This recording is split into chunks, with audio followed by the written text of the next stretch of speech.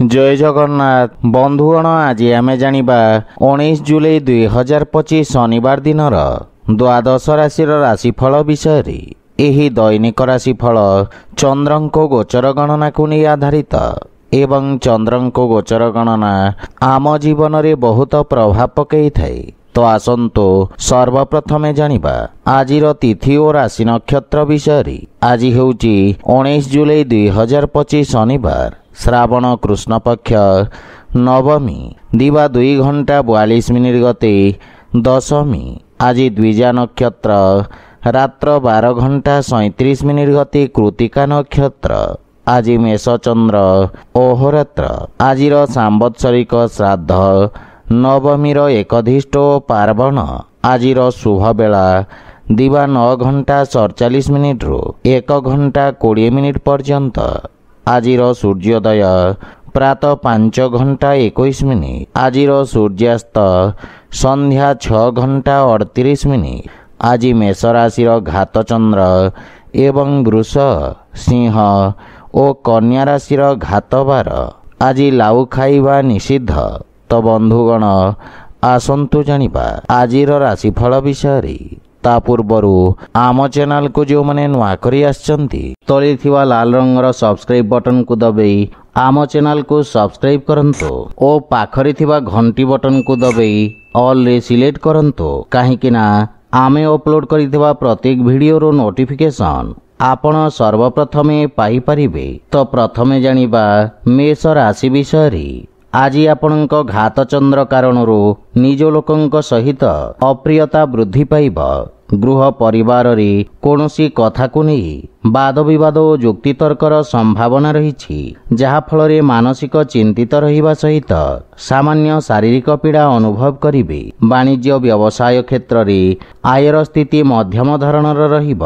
कार्य क्षेत्र रे अनाग्रह और आलस्यता भाव प्रकाश पाइब तथा कार्य क्षेत्र रे विशेष सफलता मिलिब नहीं। कौनसी गुरुत्वपूर्ण निष्पत्ति नेबा पूर्वरु भल भावरे चिंता करंतो एवं अनुभवी व्यक्ति परामर्श नियंतो। विशेष करी अश्विनी मेषर व्यक्ति विशेष माननको सावधान रहिबार आवश्यकता रही। विद्यार्थी छात्र छात्री माने तथा क्रीड़ाविद माने अस्थिर मना हेबे। महिला माने शारीरिक पीड़ा अनुभव करिवे। आज आपण ओं नमः शिवाय मंत्र जप करंतो शुभ फल पाइबे। वृष राशि आज द्वादश चंद्र हेतु समस्त कार्य क्षेत्र रे सफलता मिलिले सुद्धा आत्मसंतोष प्राप्ति हेब नहीं एवं मनरे अशांति और अस्थिरता भाव तथा शारीरिक पीड़ा अनुभव करिवे। वाणिज्य व्यवसाय क्षेत्र रे मध्यम धरणर लाभ प्राप्ति हेब एवं कार्य क्षेत्र रे सफलता मिलिबा सहित मान सम्मान वृद्धि पाइब। अनावश्यक व्यवहार रे वृद्धि घटिब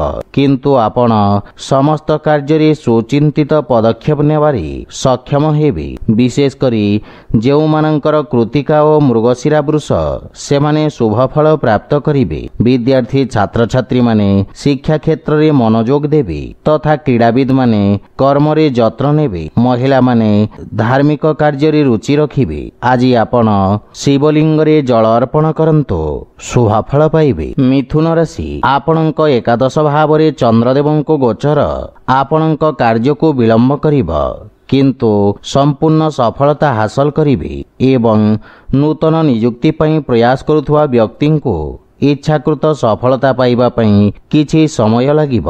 टेक्नोलोजी क्षेत्र रे कार्यरत व्यक्ति माने निजर व्यवसाय प्रारंभ करिवार सुजोग पाई परिबे। विद्यार्थी छात्र छात्री माने निज लक्ष्य पूरण करिवे एवं गुरुजनक आशीर्वाद प्राप्ति हेब। परिवार सदस्यंक समर्थन प्राप्ति हेब। पितांक सहित मतभेद हेबार संभावना रही किंतु निज बाणी रे नियंत्रण बजाय रखंतो। बड़ भाई भौणींकर सहयोग रे आपण विशेष उपकृत हेबे। प्रेम जीवन पई समय उत्तम अनुकूल रही तथा आंशिक आर्थिक लाभर संभावना रही किंतु पितांक स्वास्थ्य प्रति विशेष यत्न नियंतो एवं स्वास्थ्य नियमर अनुसरण करंतो।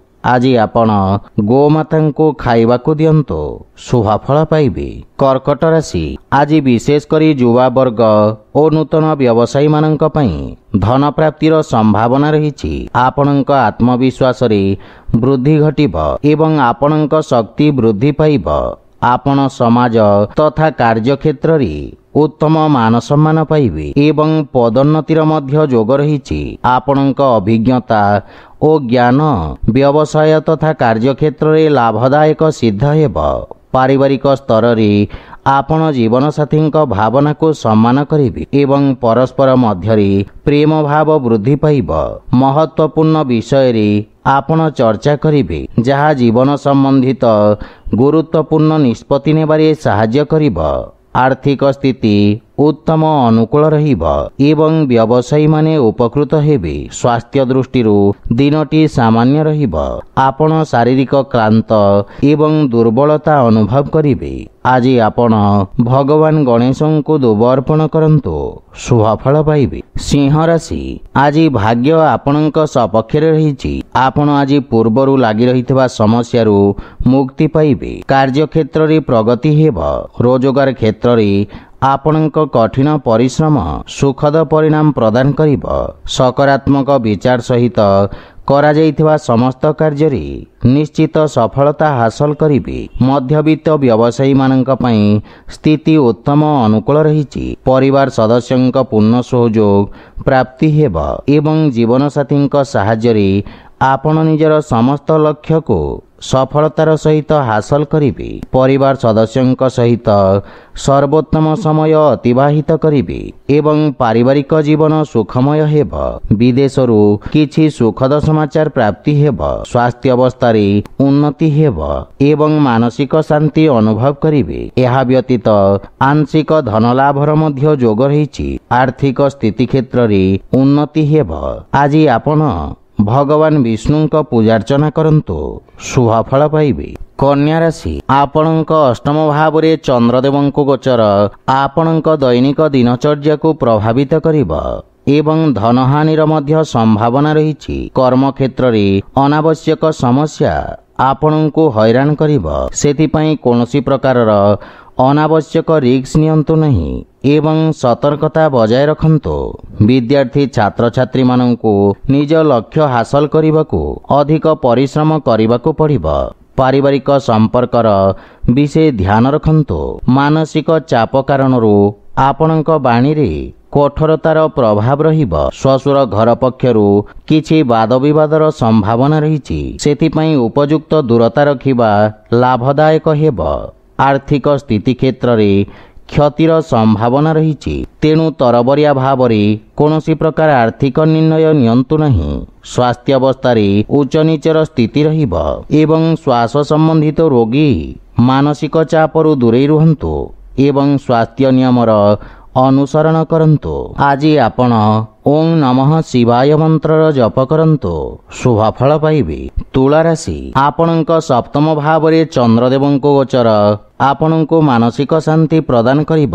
ବାଣିଜ୍ୟ ବ୍ୟବସାୟ କ୍ଷେତ୍ରରେ ସ୍ଥିରତା ଆସିବ ଏବଂ ଭବିଷ୍ୟତର ଆଶଙ୍କାରୁ ମୁକ୍ତି ମିଳିବ ଏବଂ ନୂତନ ସମ୍ଭାବନା ଦେଖିବାକୁ ମିଳିବ।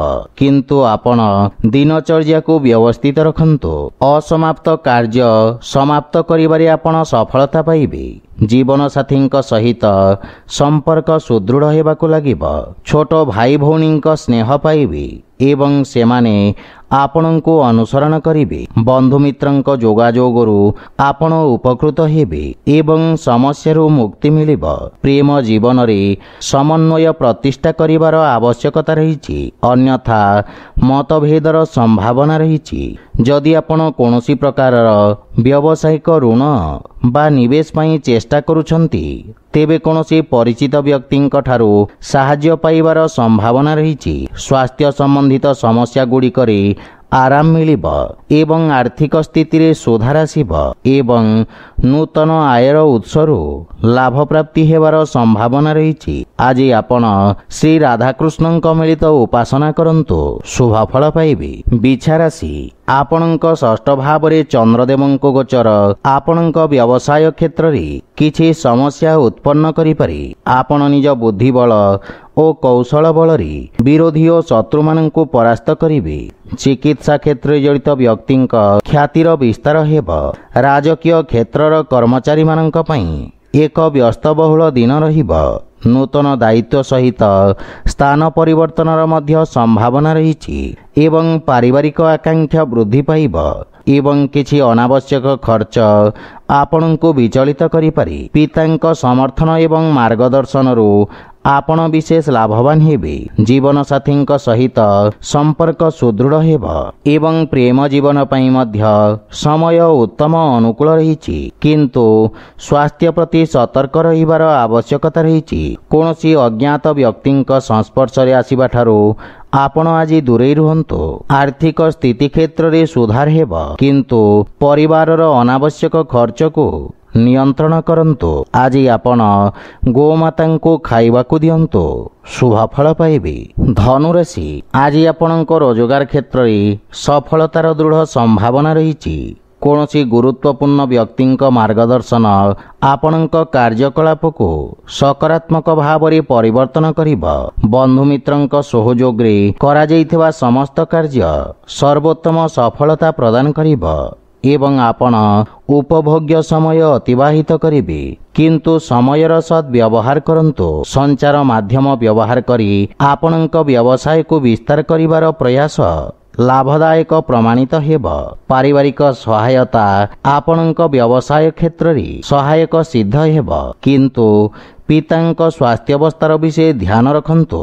ବଡ଼ ଭାଇଙ୍କ ସହଯୋଗରୁ ଆପଣଙ୍କ ଅଟକିଥିବା କାର୍ଯ୍ୟ ତ୍ୱରାନ୍ୱିତ ହେବ। ଆର୍ଥିକ ଅବସ୍ଥା ମଧ୍ୟମ ଧରଣର ରହିବ ଏବଂ ବ୍ୟବସାୟରେ ନିବେଶ କରିବା ଲାଭଦାୟକ ସିଦ୍ଧ ହେବ। ସ୍ୱାସ୍ଥ୍ୟ ଅବସ୍ଥା ଉତ୍ତମ ଅନୁକୂଳ ରହିଛି। ଆଜି ଆପଣ ଗରିବ ଲୋକଙ୍କୁ ଖାଦ୍ୟ ଏବଂ ଜଳଦାନ କରନ୍ତୁ, ଶୁଭଫଳ ପାଇବେ। ମକର ରାଶି, ଆଜି କିଛି ଅନାବଶ୍ୟକ ସମସ୍ୟା ଆପଣଙ୍କ ମାନସିକ ଶାନ୍ତିକୁ ଭଙ୍ଗ କରିପାରେ। ଉତ୍ସାହର ଅଭାବ ଆପଣଙ୍କ କାର୍ଯ୍ୟକୁ ପ୍ରଭାବିତ କରିବ, ସେଥିପାଇଁ ଆଶାବାଦୀ ରୁହନ୍ତୁ ଏବଂ ନିଜ ପ୍ରୟାସକୁ କମ୍ ହେବାକୁ ଦିଅନ୍ତୁ ନାହିଁ।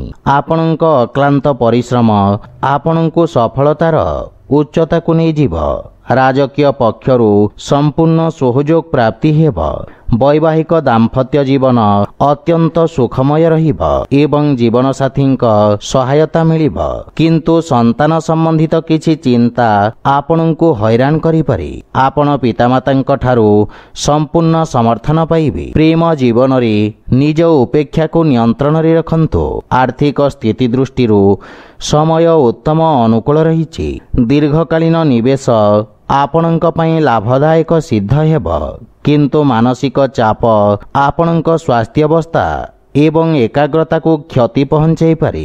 ଆଜି ଆପଣ ହନୁମାନ ଚାଳିଶାର ପାଠ କରନ୍ତୁ, ଶୁଭଫଳ ପାଇବେ। କୁମ୍ଭ ରାଶି, ଆଜି ଆପଣଙ୍କ ତୃତୀୟ ଭାବରେ ଚନ୍ଦ୍ରଦେବଙ୍କ ଗୋଚର ଆପଣଙ୍କ ଶକ୍ତି ଏବଂ ଆପଣଙ୍କ ଅଟକିଥିବା କାର୍ଯ୍ୟରେ ଅଗ୍ରଗତି କରିବ। ଷ୍ଟକ୍ ମାର୍କେଟ ଇତ୍ୟାଦିରେ ନିବେଶ କରିବା ଆପଣଙ୍କ ପାଇଁ ଲାଭଦାୟକ ପ୍ରମାଣିତ ହେବ। ବାଣିଜ୍ୟ ବ୍ୟବସାୟ କ୍ଷେତ୍ରରେ ନିଆଯାଇଥିବା ଅସୁରକ୍ଷିତ ନିର୍ଣ୍ଣୟ ଲାଭପ୍ରଦ ସିଦ୍ଧ ହେବ। ଭବିଷ୍ୟତ ପାଇଁ ସମ୍ଭାବ୍ୟତାର ନୂତନ ଦ୍ୱାର ଖୋଲିବ। ଆପଣ ପରିଜନଙ୍କ ସାହାଯ୍ୟ କରିବେ। ବଡ଼ ଭାଇ ଭଉଣୀମାନଙ୍କ ଠାରୁ ମାର୍ଗଦର୍ଶନ ପ୍ରାପ୍ତି ହେବ ଏବଂ ପୈତୃକ ସମ୍ପତ୍ତି ପାଇବାର ଦୃଢ଼ ସମ୍ଭାବନା ରହିଛି। ଭବିଷ୍ୟତ ଯୋଜନାଗୁଡ଼ିକ ଉପରେ ଆଲୋଚନା ହେବ ତଥା ସମସ୍ୟାର ସମାଧାନ ଖୋଜିବେ, କିନ୍ତୁ ଜୀବନସାଥୀଙ୍କ ସ୍ୱାସ୍ଥ୍ୟାବସ୍ଥାର ବିଶେଷ ଧ୍ୟାନ ରଖନ୍ତୁ। ସନ୍ତାନ ପକ୍ଷରୁ ସୁଖଦ ସମାଚାର ପ୍ରାପ୍ତି ହେବ। ଆର୍ଥିକ ସ୍ଥିତିରେ ଉନ୍ନତି ହେବା ସହିତ ନିବେଶରୁ ମଧ୍ୟ ଲାଭ ପ୍ରାପ୍ତି ହେବ ଏବଂ ସ୍ୱାସ୍ଥ୍ୟାବସ୍ଥା ଉତ୍ତମ ଅନୁକୂଳ ରହିବ, କିନ୍ତୁ ଜୀବନସାଥୀଙ୍କ ସ୍ୱାସ୍ଥ୍ୟ ବିଷୟରେ ସଚେତନ ରୁହନ୍ତୁ। ଆଜି ଆପଣ ବଜରଙ୍ଗ ବାଣ ପାଠ କରନ୍ତୁ ଶୁଭଫଳ ପାଇବେ। ମୀନ ରାଶି ଆପଣଙ୍କ ରାଶି ସ୍ଥାନରୁ ଦ୍ୱିତୀୟ ଭାବରେ ଚନ୍ଦ୍ରଦେବଙ୍କ ଗୋଚର ଆପଣଙ୍କ ବ୍ୟକ୍ତିତ୍ୱକୁ ଆକର୍ଷିତ କରିବ ଏବଂ ଲାଭ ହେବାର ସମ୍ଭାବନା ରହିଛି। ଆପଣଙ୍କ ଜୀବନରେ ଘଟୁଥିବା ସମସ୍ତ ପରିବର୍ତ୍ତନ ଆପଣଙ୍କୁ ସକାରାତ୍ମକ ପରିଣାମ ପ୍ରଦାନ କରିବ। ଆପଣଙ୍କ ଭବିଷ୍ୟତକୁ ଏକ ନୂତନ ଦିଗ ମିଳିବ। ବିଶେଷ କରି କଳାକ୍ଷେତ୍ର ସହିତ ଜଡ଼ିତ ବ୍ୟକ୍ତି ଖ୍ୟାତି ଅର୍ଜନ କରିବେ। ପରିବାରରେ ସୁଖ ଶାନ୍ତିର ବାତାବରଣ ଲାଗି ରହିବ। ଗୃହର ଛୋଟ ପିଲାମାନଙ୍କ ସହିତ ଉପଭୋଗ୍ୟ ସମୟ ଅତିବାହିତ କରିବେ। ପରିବାର ସଦସ୍ୟଙ୍କୁ ସାହାଯ୍ୟ କରିବାର ଏକ ସୁଯୋଗ ମିଳିବ ଏବଂ ଆପଣ ମାନସିକ ଶାନ୍ତି ଅନୁଭବ କରିବେ। ସ୍ୱାସ୍ଥ୍ୟ ଅବସ୍ଥା ଉତ୍ତମ ଅନୁକୂଳ ରହିବ, କିନ୍ତୁ ଅସ୍ୱାଭାବିକ ରକ୍ତଚାପରେ ପୀଡ଼ିତ ବ୍ୟକ୍ତି ସ୍ୱାସ୍ଥ୍ୟାବସ୍ଥାର ବିଶେଷ ଯତ୍ନ ନିଅନ୍ତୁ। ଆର୍ଥିକ ସ୍ଥିତି ମଜବୁତ ହେବାକୁ ଲାଗିବ। ବାଣିଜ୍ୟ ବ୍ୟବସାୟରେ ମଧ୍ୟମ ଲାଭ ହେବାର ସମ୍ଭାବନା ରହିଛି। ଆଜି ଆପଣ ଶିବ ଚାଲିସା ପାଠ କରନ୍ତୁ ଶୁଭଫଳ ପାଇବେ। ତ ବନ୍ଧୁଗଣ, ଏହା ଥିଲା ଆଜିର ରାଶିଫଳ ବିଷୟରେ। ଯଦି ଭିଡ଼ିଓଟି ଆପଣମାନଙ୍କୁ ଭଲ ଲାଗିଥାଏ ଲାଇକ୍ ସେୟାର ଓ କମେଣ୍ଟ କରି ଜଣାନ୍ତୁ ଏବଂ ଆମ ଚ୍ୟାନେଲକୁ ସବସ୍କ୍ରାଇବ୍ କରନ୍ତୁ। ଜୟ ଜଗନ୍ନାଥ।